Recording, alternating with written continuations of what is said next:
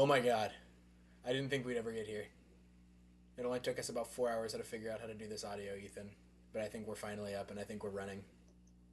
Yeah, kind of a rare Streamlabs W here, but I'm excited to finally get this thing going. It took a Oh while. my God, dude. After rehearsal episodes, after trial and error, they can't hold us down. We're like the Dodgers. We're like Max Muncy in the eighth inning without a torpedo bat. You cannot stop us. Oh man. All right. We'll get to intros here in a second, but I think we need to go over something real quick first. We got some live breaking news as we tape this on a Thursday evening. Freddie Freeman is headed to the IL. Looks like his ankle, surgically repaired ankle from October, is re-aggravated. He hurt it in the shower on Saturday night. It looks like after the Dodgers sweep of the Detroit Tigers. Um, it's okay though. Freddie's gonna recover. Freddie's gonna be eased back, and there's no need for him to rush. What are your thoughts on this, Ethan? What do we think? Well, I saw the headline yesterday, and I mean, I'm not one to make fun of an injury like that, slipping No. in the shower. I dislocated my knee slipping in mud What not too long, like a year and a half ago. is there Just more to kind of, this?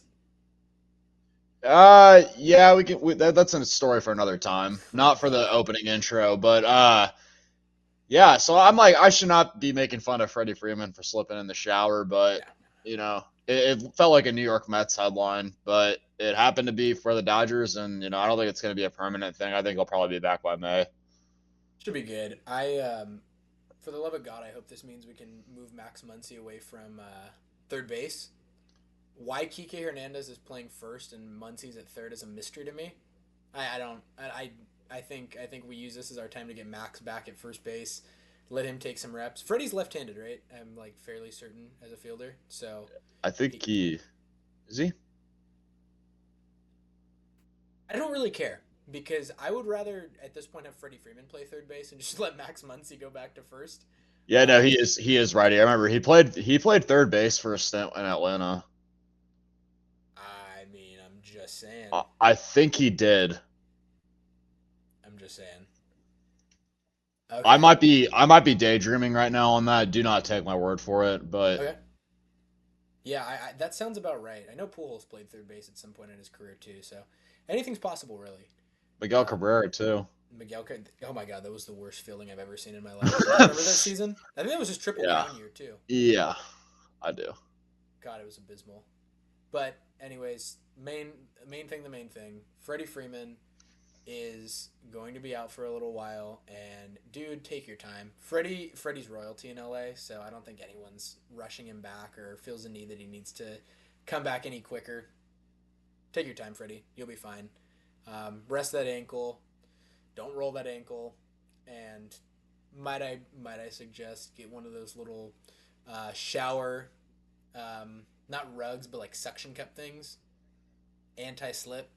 Seems like that's a little bit of an issue for him right now, so should be good. Should be good. But anyways, let's do some intros real quick, and then we'll get into the fastest five. Ethan, you want to go first? Intro yourself to the audience. Yeah, my name's Ethan. You guys know me as OA Sportswave on TikTok. We yelled at Cody Bellinger like I was your 40-year-old drunk uncle in the basement, still living with his mom and dad. But like, Ian, you know who I'm referencing. I know But exactly what you're talking about. yeah, but yeah, that's a little bit about how I got started here on social media. I'm currently 20 years old and going to the University of Arkansas for school. We're Pig Suey. Just had a great Sweet 16 run. No one expected us to get there, but it's a very good time for me to be a sports fan right now. All my teams are doing pretty solid, and Lakers got Luca. The Dodgers are one of the best teams, if not the best dynasty we're ever going to see, and something good happening over at Arkansas. Yeah. Ian, you take it from there. Yeah, well, thanks, bro. I didn't know we'd get a monologue. I'm just kidding. I'm just messing with you. No, All right, ASU. forks that baby. Yeah, just wanted to. I'll introduce myself too.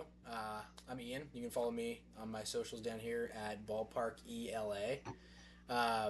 I don't even know how Ethan and I got connected. I think back in the 2021 Blitz when TikTok was all anyone was doing because of the pandemic, we connected briefly, and then I dropped off the face of the earth for like a good 4 years. Now we're back. By the grace of God, somehow we're back. And we're gonna just make the most abysmal Dodgers podcast you've ever heard in your life, and God, we're gonna love it. It's gonna be a blast. We're gonna have some absolute. We're gonna have some takes. We're gonna say some things. We're gonna have a time.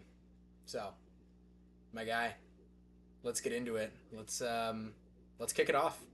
Let's kick it off with our first segment on this show. The very first segment we're ever gonna do, and hopefully it's something we be doing every week, every episode, really. The fastest 5 minutes in sports, the fastest 5 minutes in Dodger baseball. I'm gonna spitball some notable points, some things that happened this last homestand, and then I'm gonna turn the floor over to you, and we're gonna talk about it, a little PTI style right here. So, are we ready? Yep. Let's do it. All right, 3, 2, 1. Fastest 5 minutes starts right now. All right, the Dodgers are 8-0. How did they get here? Let's answer that real quickly. They went to Chicago. Not they didn't go to Chicago. They went to Tokyo to play the Chicago Cubs, where they swept a relatively easy 2-game series in another one of these weird preseason, regular season games during the midst of spring training. They went to go play the Anaheim Angels out in Anaheim, where it was 95% Dodger fans and none of the games counted.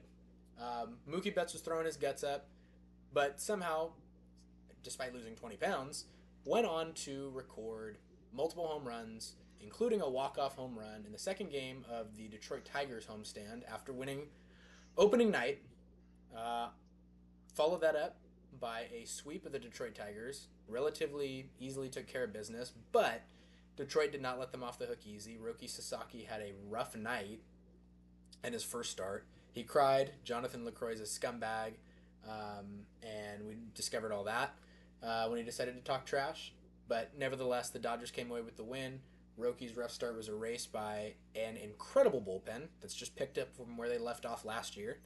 Follow that by going to the weekday series against the Braves, where the Dodgers took care of business, swept the Braves, and how did they get there? Well, they rode some mediocre starting pitching in a couple games. Actually, not mediocre, really. Just the last game was mediocre starting pitching. Blake Snell did not look great, but that's okay because it is the Blake Snell experience, and he is going to come alive in the second half, and that's what the Dodgers are paying him for, is for the postseason, also to keep him away from the Padres. Two great starts. Glasnow and Dustin May looked incredible after coming back off injuries. The offense carried its load. Everybody's hit. And we even had a walk-off from Shohei on his bobblehead night. So, with all that in mind, Tommy Edman is the Dodgers home run leader, and he will remain the Dodgers home run leader all season long. Ethan, I'll let you take the floor. What do you make of this start? It's been incredible. We are now 8-0 since Pikachu became our mascot, and I don't think this should have just been I don't think it should have just been a Tokyo thing. I think we should be bringing him over out to the ravine. But it's been incredible. I wasn't able to watch the first couple of games. I was out on a camping trip, but coming back and seeing that Mookie Betts headline that morning and Teoscar Hernandez, Ohtani all coming up clutch. Will Smith hasn't been a clutch hitter that people aren't talking about enough as well. It's been an all-around success. Tommy Edmonds, a league leader in homers. It's been incredible. I'm glad you made the point about Will Smith. He doesn't get enough love, and he's carrying my fantasy team right now. And Tommy Edman, not just hitting homers from the right side, he's getting hits all from the left side as well.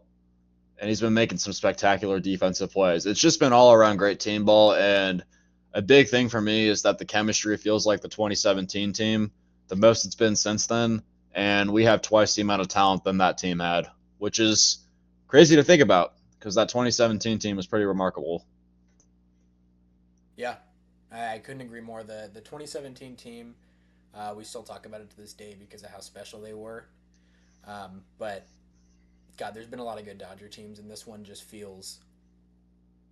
I mean, I'll be honest with you, man. This Dodgers team this year feels like it would kick the 2024 World Series champions' ass if they played them right now. this team would whop them in 5 games. They're so freaking good. Um, and they haven't even, it's like, it feels like they, at 8-0, aren't even hitting their peak. Like, No, not at all. I mean, I feel like from the starts we've seen, what's your take on some of the new additions, specifically Tanner Scott and Blake Snell? What have we seen out of them from what you've gathered? They're looking a little iffy, but I don't think it's something to worry about off the bat. I think it's one of those things where they're in a new environment, they're needing to adjust, and they're too talented of players and pitchers that it's not going to be a permanent thing. They'll figure it out. The Blake Snell did the exact same thing last season on the Giants, and it's a transition, and he's in a new environment, and the guy's a two-time Cy Young winner for a reason. He was arguably the best pitcher in the second half of the National League last season. He's going to be all right. He's gonna be just fine. I couldn't agree more. And we got 20 seconds left. Trying to think what's this last take we're gonna have. Roki Um, Sasaki, there's no need to panic. That's the no thing need to we're panic. missing. Roki's gonna be good. I think we forget how bad Yamamoto was to start his Dodger career. And look how that one turned out. He ended up being just fine. Roki's gonna be just fine. We're Japan's national feeder team, basically for a reason. And yeah, with that one, 5 minutes is up. Recap is over. Let's talk about the NL West. This division's been insane. Um, I mean, as much as I hate to say it, we're glossing over the Dodgers are 8-0. The Padres are 7-0. The Giants, I think they're 5-1. Arizona's And not looking. They took a series against the Yankees. in New York, hmm first After time the they've beat them since Yankees, like '01. after they clobbered the Brewers, and shout Oh out my Cody god. Bellinger. Oh Cardi yeah, B. Cardi B is my new name for him, but Cardi B. You know what's crazy to me? So the Yankees have started the torpedo bat thing, right? And I think Muncy has been the only Dodger so far that swung the torpedo bats, and he went 0 for 3. Gets his went game-winning back hit, game with his tying hit with old the his regular old bat. bat. I'm saying. I think they were saying Kike Hernandez was using or had ordered one. I don't think he used it in the game last night though. It's going through shipping and handling right now. They, dude, the Dodgers, Dodgers haven't even used the torpedo bats. They haven't even introduced him yet. That team is gonna be. Um, Disgusting. although I'm like, do they even need him? They're hitting so well without him. I wonder how much that. What's your take on this torpedo bat mania? Do you think it's the is this the thing? Is this the juice? Is this the Barry Bonds a la Mark McGuire, Sammy Sosa home run race advantage to the hitters, or do you think it's just an interesting little analytic wrinkle that the Yankees figured out? What do you think? What's your take on it? Uh, I I definitely think it's some kind of wrinkle, like you said, that they figured out a glitch in the matrix and they were able to go and do this, and it's not illegal in any ways. And I actually think it's great for baseball.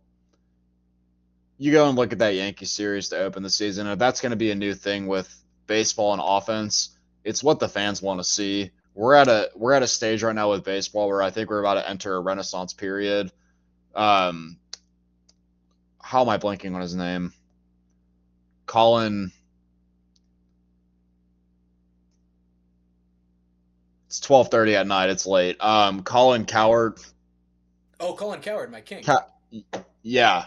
Oh, my dog, my guy forever. Yeah, Fox Sports One. Um, I don't know why I was thinking it might have been Skip Bayless who said it, but no, he said that baseball's about to enter its renaissance period, and I Yeah. think a big part of this right now is Shohei Ohtani. Oh yeah. And as much as people hate the Dodgers and want us and are claiming us as the villains, the Dodgers are the reason right now that baseball is becoming so popular. And a Yeah. big part of this is all because of Shohei Ohtani and what he's doing. Now, on top of that, I think baseball all around is doing an incredible job marketing their players, finally. Bobby Witt Jr., Gunnar Henderson, it's been incredible all around. Paul Skeens.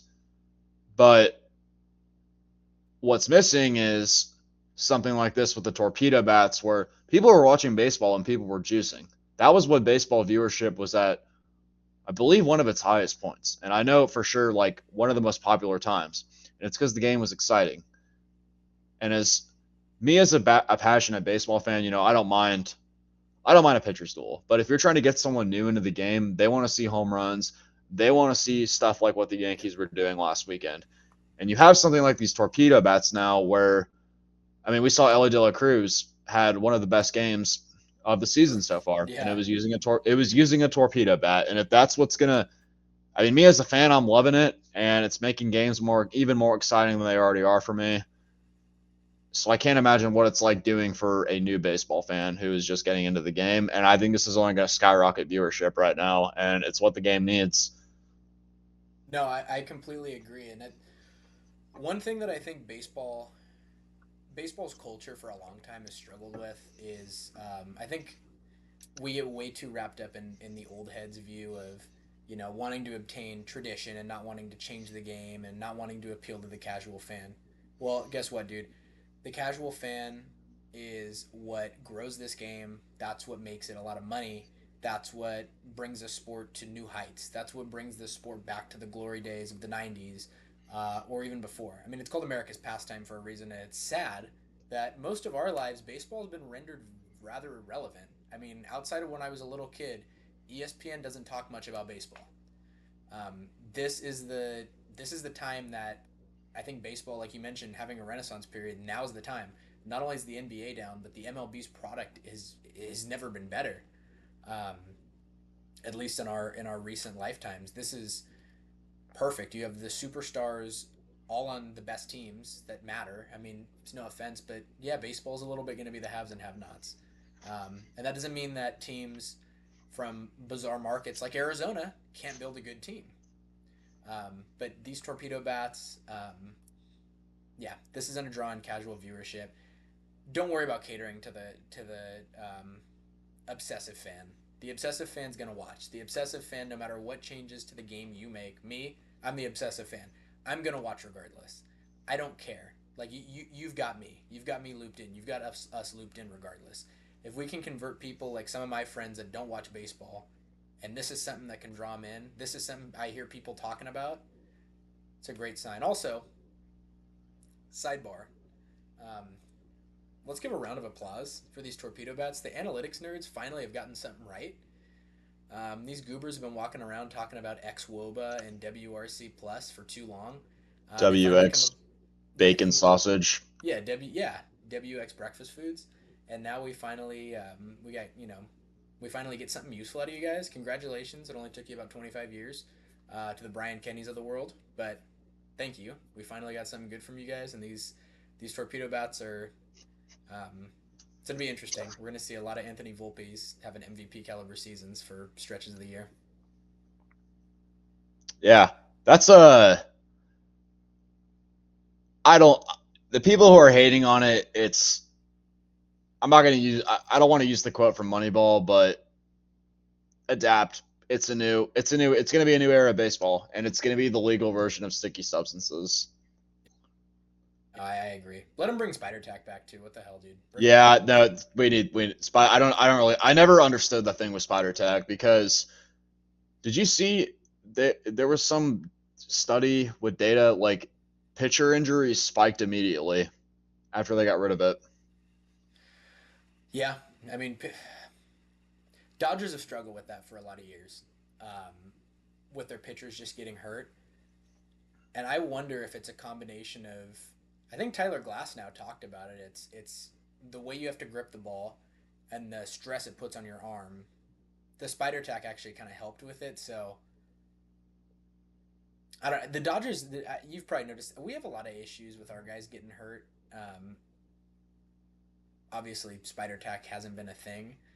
Um, And I think when you stress emphasizing these guys that throw really hard and have insane movement on their pitches, it's going to lead to that. And I think injuries are bad for the game. Like if the data is proving this, and you take away the pitch clock, and then you add those two things in now, it's a little bit of a different game. Very weird, very strange finding. I don't know why exactly that is, but I think Glass now shed some light, and I'm going to trust his word more than anyone else's as a starting pitcher in the MLB. Yeah, and he's somebody who struggled with he's struggled with injuries a lot, not just last season. Yeah, why do you think that is with our guys on the Dodgers?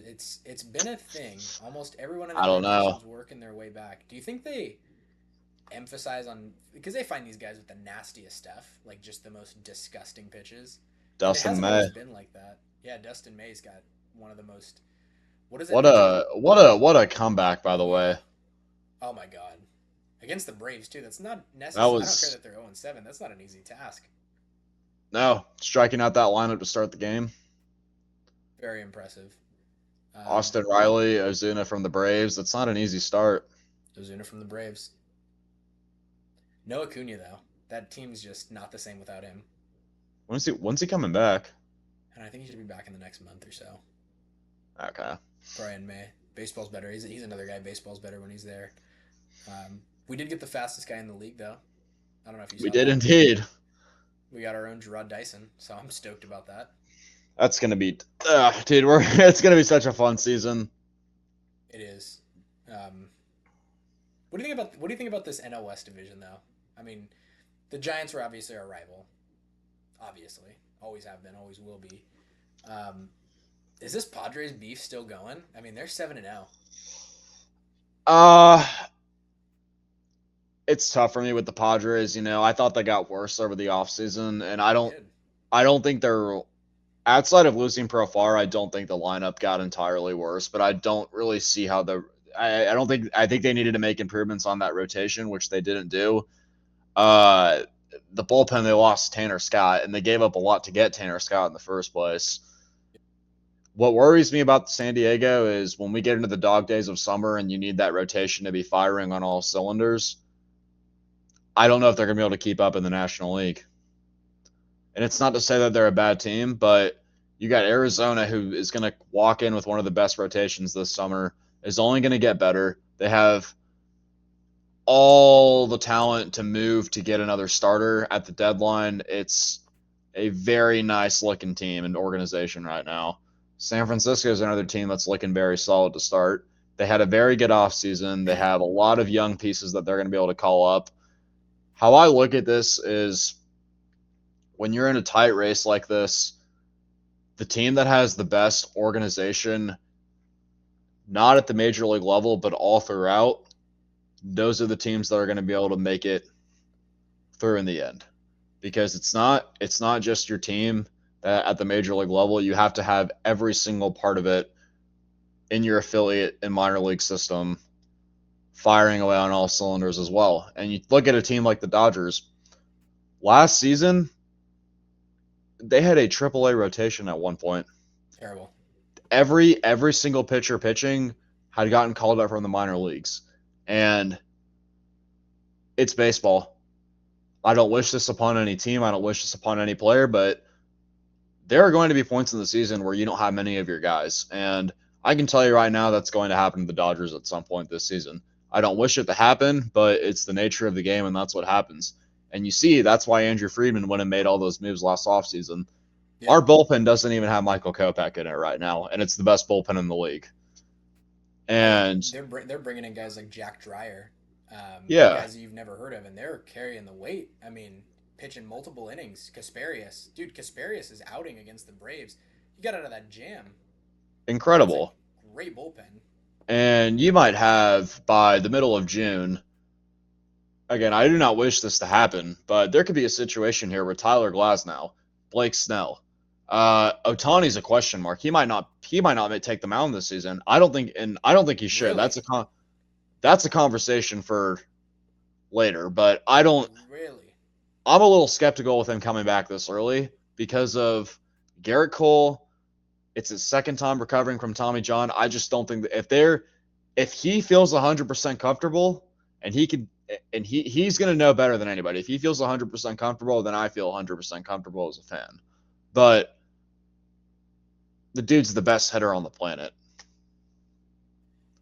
It's Okay, insane. right up there with Judge. There's arguments with Judge over him, but people who are starting to say Aaron Judge is better than Otani, it's a little bit of crazy statement. That's a crazy statement, especially after the World Series and multiple playoff. I mean, granted, Otani wasn't necessarily the biggest superstar for the Dodgers in the playoffs. It was strangely enough Tommy Edman and then Freddie Freeman, And Teoscar Mookie, Hernandez, Mookie. But dude, we have how how long do we think Shohei's gonna pitch for the Dodgers? That's the thing, though. I don't. It's a big question mark, and we have this guy for 10. We have this guy for 9 more seasons. I just don't think there's a rush to put him back on the mound yet. He hasn't thrown a pitch as a Dodger, and I mean, the 50-50 was worth. I mean, the 50-50 season justifies the $700 million contract, at least on a year by year basis. You can say we paid $700 million for a DH, but if they're going to get that kind of production out of him, Juan Soto's making 765, and he's essentially a DH at this point. Let's be honest. Oh, I didn't lie. I never like that Juan Soto deal, but No, bad. Not a great deal for the Mets, but it is good for right now. Won't age well, but what baseball contract ever ages well? The Otani one will. I mean, it pays dividends, but yeah, I want to see him on the mound as a fan. I want to see him because I think that's just sick and it's so good for the game. But he hasn't thrown a pitch in his most iconic season by far has come with the Dodgers. It's not close. world champion 50-50. See what happens this year. But yeah, that kind of sums up everything with the Dodgers right now. They're looking great. Historically, they're the best team in the league ever. Yeah, and to conclude on the NL West, Arizona's going to finish second. Giants and Padres is going to be a close race. Those two teams are going to be fighting for the final playoff spot. Yo, yeah. Arizona, don't sleep on these guys. They're a 100-win team. They're coming off a season where they had the second best offense in the league, and that rotation they have is coming back. It's got Zach Gallen fully healthy, Corbin Burns. If there's any team that's the biggest threat to the Los Angeles Dodgers this season, it's going to be that Arizona Diamondbacks team, because you put that in a best-of-5 series against LA, and you have Corbin Burns and Zach Gallen going back-to-back with that 1-2 punch, and then you're going to get another one for Game 5. It's scary, guys. It's definitely something you got to look out for. I might take that team in a 5. There are arguments you can take that team in a 5-game series, maybe not 7, but they'd be playing them in the NLDS, and that's what a 5-game series is for. So watch out for those snakes. No, I've been saying it all off season. I've got them pegged for 108 wins this season. I think they're going to be the greatest wild card team in any sport we've ever seen. I don't think it's going to be particularly close, and their offense is. I mean, they're showing it right now. They pour on the runs. Corbin Burns, if you're going to start a team with any starting pitcher, right now there's not a lot of guys you could really justify over Corbin Burns. He's healthy all the time. He throws a lot of innings. He's about as reliable as they come. And if Zach Gallen can get back to his form from a couple years ago, Corbin Carroll's going to be better. Eugenio Suarez is a 50 home run threat. You lost Christian Walker, but you replaced him with Josh Naylor. Josh Naylor's got a better bat. That's the only team, and he plays first base. I don't care about your defense at first, honestly, dude. I just catch the ball if it's thrown at you. Put the fries in the bag. It's it's not that hard. The D-backs are going to be great. I have no doubts about them whatsoever. They scare me as a Dodgers fan. That's the one team that I look and go, ugh. Philadelphia, I don't like the rest of their lineup outside of Bryce Harper, to be honest with you. Harper's my dog.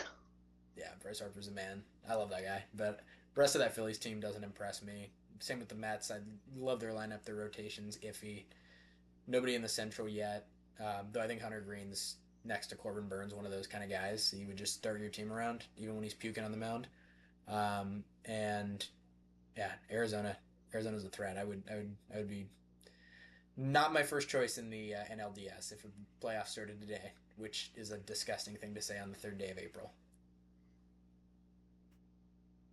Yeah, we'll see. We'll see how this all plays out. I mean, we have some small sample sizes right now to look at, but from the look of things right now, this Dodgers team is gonna. It feels special. It's one of those things when you know, and I've got a good feeling about this one. Yeah, and speaking this of is Philadelphia, a very, very special team we put together here. Yeah, Now that you're right, the chemistry just feels like it's flowing. I mean, these guys are mostly the same from last year, and then the additions like Conforto in the lineup already look like it's paying off. Again, like I said, Blake Snell and Tanner Scott and Kirby Yates, who probably should be the closer. Um, it couldn't get any better than that. It's just incredible what they've done. Um, and see, I can see why people would hate him if you're not a fan. Honestly, we're just so good, and everybody's so likable. Yeah. Hey, that's the difference I think between them and the Chiefs. No one on the Chiefs is likable. I did like Mahomes for a while. I liked Mahomes before he started crying to the refs during games. I remain indifferent on Mahomes. I just think he's a great player. It's Though anyone that was ready to throw Tom Brady aside for Mahomes, out of their minds. what, Brady's the Randall? goat. Yeah, Randall's got a tough take on that one. I love my boy, but I can't stand on business for that one. That's a tough take. I I have a love-hate relationship with Mahomes. I think I hate him because he's on the Chiefs, but if he wasn't on the Chiefs, I think I'd like him Yes. a lot more. Yep. Yeah. I think that's why I have a grudge for him, honestly. Yeah. And they're just such an unlikable team. The Dodgers are nothing like the Chiefs. Um, though our fan base gets a lot of flack. They also have the most likable manager in the league. Dude, I just want to say I've been Team Dave Roberts the whole way. Never was on the fire Dave Roberts train, even after 2018 Game I've 4. I've been bipolar with it. Very natural. There's no reason not to be. I've defended him the most I've defended him is as a clubhouse leader, and that's why I've always wanted him to stay. And he's had some.